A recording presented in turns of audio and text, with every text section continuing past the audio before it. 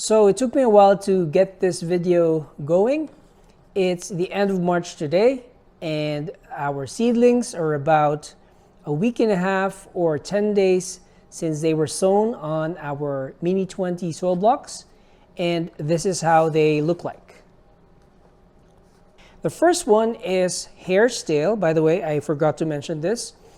We're also having Hare stale as fillers for our bouquets, and these guys, they are growing pretty fast, although we don't have a lot of seeds in there. Next would be the Statice. As you can see, it's a bit sparse. We realized we only had 15 seeds in that packet from West Coast, so we ordered more from another store, and once they get here, then we'll have to start them up as well. Next is Feverfew. These are coming up nicely. Most of them are already showing their true leaves, so they should be ready for transplant as well. Next is Amaranth Love Lies Bleeding, the red one, and these guys were the first one to sprout, I think 2 to 3 days after they were sown. They're getting really tall, and they need to be transplanted. Next would be Majus and Bells of Ireland. These two were the longest to sprout, and even until now, after 10 days, I have very little sprouts in there, especially the Bells of Ireland. I find they are quite a challenge to sprout, at least in my setup. But I have to learn a bit more. If you have any suggestions on how to grow them better, to sprout them better, feel free to leave a comment below. And then next would be Baby's Breath Covent Garden. These guys are coming up nicely, although not everything has sprouted so far, but I have a lot of seeds for those, so I can just add more if I think I need more. And then lastly, we have the Amaranth Green Tails, which are also coming up pretty well right there at the end. So I really wanted to transplant our seedlings, especially the Amaranth, because they are growing really fast and it's getting crowded in there. So to do the transplant, I initially wanted to use the soil blocking transplanting method so that I can make use of our existing 1.5 by 1.5 soil blocker. If you've seen our previous videos, we've used this for a number of seeds that we started this season, including our Lisianthus. If you're not familiar with soil blocking, let me quickly show you how that works. So every time you buy a soil blocker that's bigger than the Mini 20, they will come with these attachments. I think they're called dibber, but you can correct me on that. So how it works is every soil blocker has these holes in the middle. Now these would go right in there.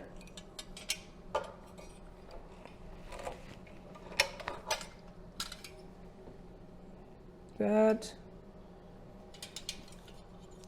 And whenever you shape your soil block, you would have that dip in the middle where you can put the seed in, and then you can cover it with either more soil or vermiculite. Now, if you want to use your soil blocker as an upgrade to a smaller Mini 20 soil block, like we did with these seedlings, you can replace those attachments with a square dibber. Now this dibber is exactly 3/4 of an inch square, so that when you attach these inside your soil blocker, just like that, so now you would have soil blocks that has 3/4 of an inch square space in the middle, and then you can put your Mini 20 soil blocks right in there. Then I realized that the 1.5 by 1.5 is a bit too small for that purpose. And what happens is when you make a soil block, so you do that, and then imagine you have that dibber in there. Once you lift it out, that makes soil blocks with really thin walls on the sides. As you can see, it's a bit too thin. And because of that, the soil blocks fall apart whenever you push them out. So I did my research again, and then I learned that it works well with the 2 inches by 2 inches soil blocker, not so much with the 1.5 by 1.5.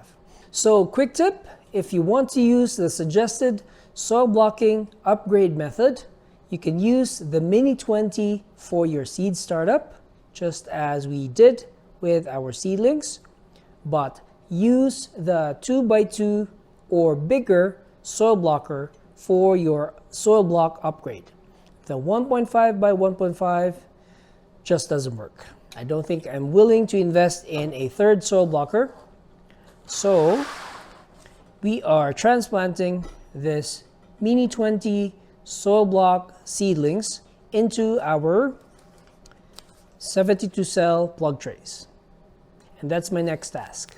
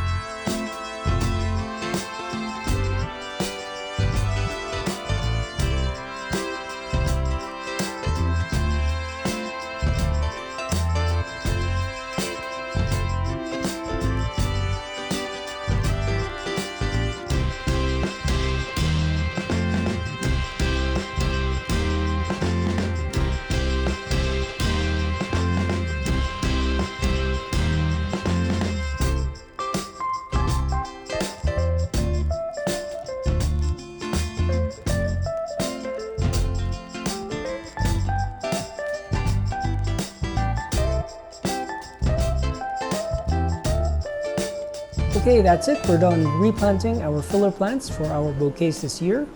In here we have the red Amaranth, Love Lies Bleeding. Here is our green tails Amaranth.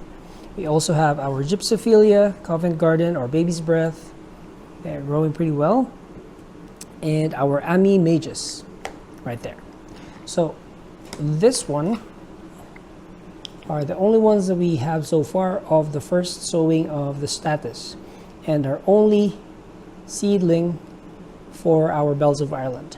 Since we don't have a lot of Statice that sprouted successfully as well as the Bells of Ireland, we decided to get more seeds, and in here I just didn't have the video to show you guys, but I just sowed more Statice. This is Statice White. I also have Statice Apricot, and then I also sowed the rest of the Bells of Ireland seeds that we have. We also added some white marigold in there, so we're excited for that, and so far so good. They are coming up nicely, more Statice for us to grow this year. And in here are the rest of the snapdragons that we sowed indoors, and I'll be honest, I wasn't expecting that. They are coming up really slow, but they are coming up slowly but surely. So we are excited for that as well. And that's it. Thanks so much for your time here at our cozy garden. Once again, my name is Randy, and if you haven't done so, feel free to like this video, click that like button, or subscribe to our channel. And in the next few weeks, we'll give you an update on the filler plants that we started right here, perhaps when they're ready to get hardened off in our portable greenhouse, and have them get ready to be planted direct on the ground outside. Once again, thanks so much for your time, and until next video, hope you have a wonderful day.